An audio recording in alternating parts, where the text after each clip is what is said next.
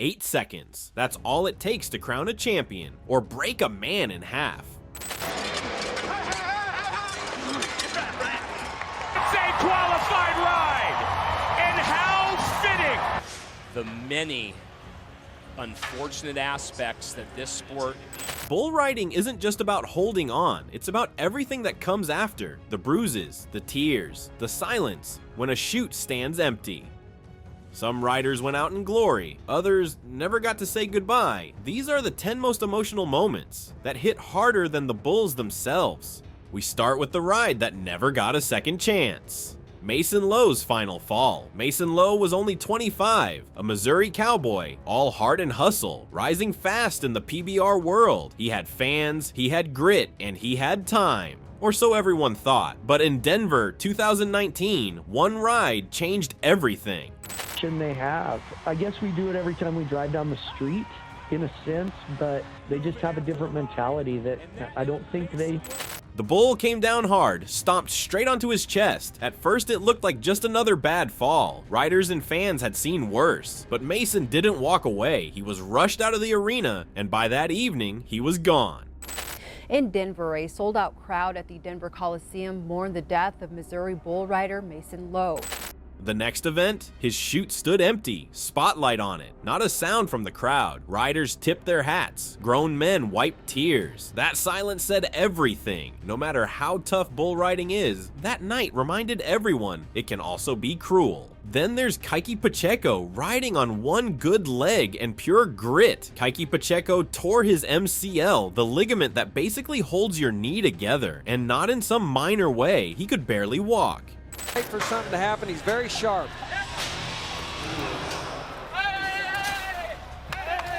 Stay down, buddy. Any other athlete would have been benched for months, but Kike, he wasn't wired like that. In 2018, he climbed back on those bulls like his leg wasn't screaming with every move. You could see the limp, you could see the pain in his face, but you could also see the fire in his eyes. Ride after ride, he held on, 8 seconds at a time. Should be no difference.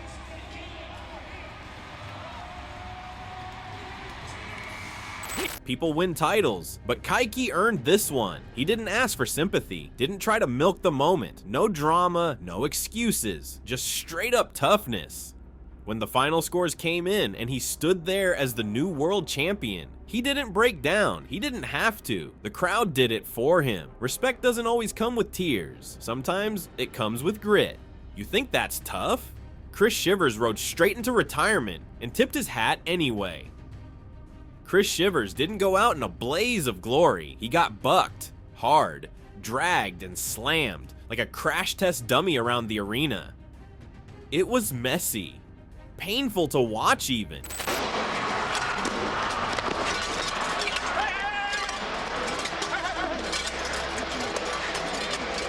But then he stood up, dusted off, and tipped his hat. And suddenly none of that ride mattered. The crowd wasn't cheering for those 8 seconds. They were cheering for everything he gave to the sport. The shattered bones, the bloodied skin, the championships, the rides that made people fall in love with bull riding in the first place. SmackDown says there will be no Hollywood ending for you, Chris Shivers, but I give you my respect. He wasn't just a name on a stat sheet, he was the guy, the one who made it look easy, when it wasn't. That final moment wasn't cinematic, but it was real, a quiet end to a loud legacy, the kind of farewell that sticks with you long after the gates close. You felt it in your chest.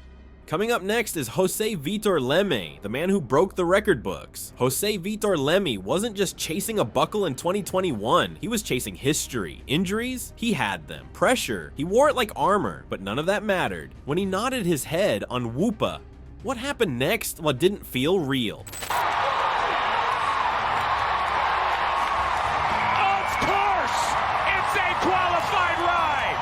He scored a 98.75, the highest score ever in PBR history. The crowd lost it. Judges were stunned. The whole arena erupted like something seismic had just happened. Because it did. That ride was a moment that burned itself into the sport forever.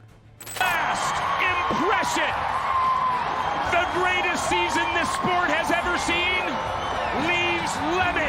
Back-to-back world titles, standing tall through pain and expectations. He didn't scream, he didn't collapse. He just proved, again, that he was on another level. That's why it was emotional, not because he broke a record, but because he made it look like destiny. Then Sage Kimzey showed us what it looks like to ride with grief strapped to your back. Sage Kimzey walked into the arena with something heavier than any vest: grief.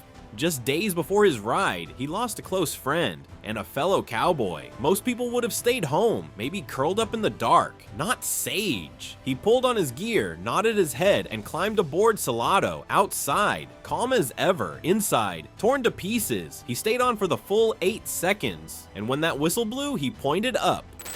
Sit up! Finish it! Finish it!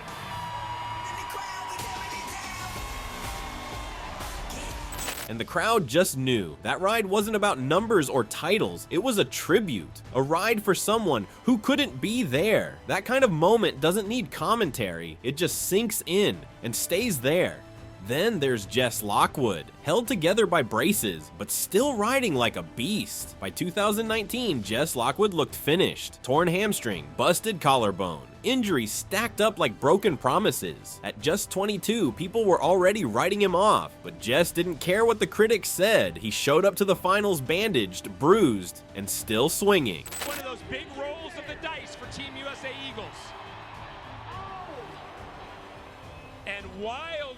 Taped together like a patchwork cowboy, and he didn't just ride, he dominated, won his second world title, the last bull. He stayed on, then climbed off with a heavy chest and full eyes.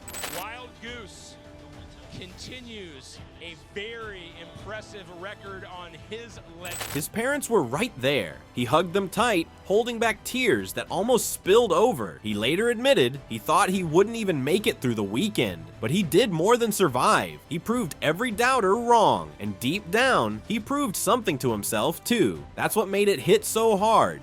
But it's what happened next that cracked the coldest cowboy. Silvano Alves finally let it out. Silvano Alves built a reputation on being unshakable. He was the machine. No celebrations, no trash talk, no tears, just business. Coming from Brazil with no sponsors and barely any gear, he didn't have much, but he had drive, and it pushed him to 3 PBR World Championships. And it is official. It's a no score for Silvano Alves. In 2014, when he clinched his 3rd buckle, the man who never flinched finally cracked. Not from the ride, but from everything it took to get there. Carried on the shoulders of fellow riders, gold buckle in hand, his face dropped, and for once, he let it all out. He cried.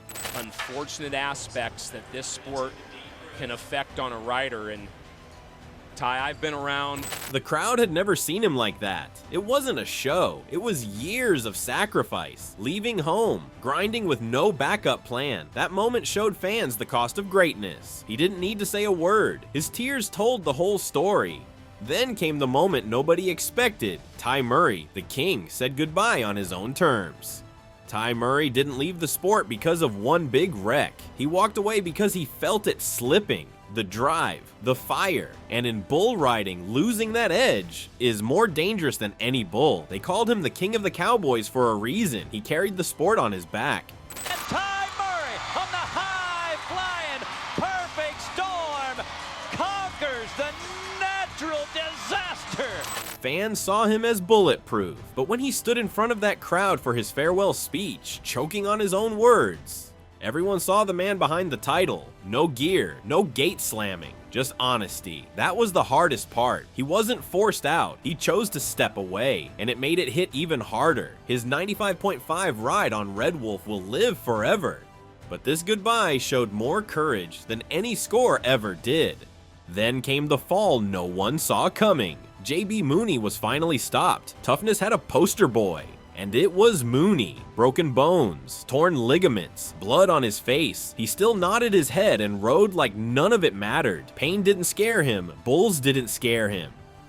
Quitting, that was never part of the deal. But in Lewiston, Idaho, everything he built came crashing down in seconds. Arctic Assassin threw him hard and left him with a serious neck injury.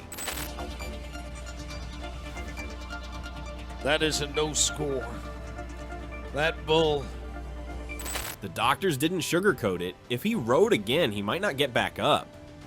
At first, he brushed it off. That's just who JB was. But later, with a quiet smirk, he said it straight. I'll go till the wheels fall off.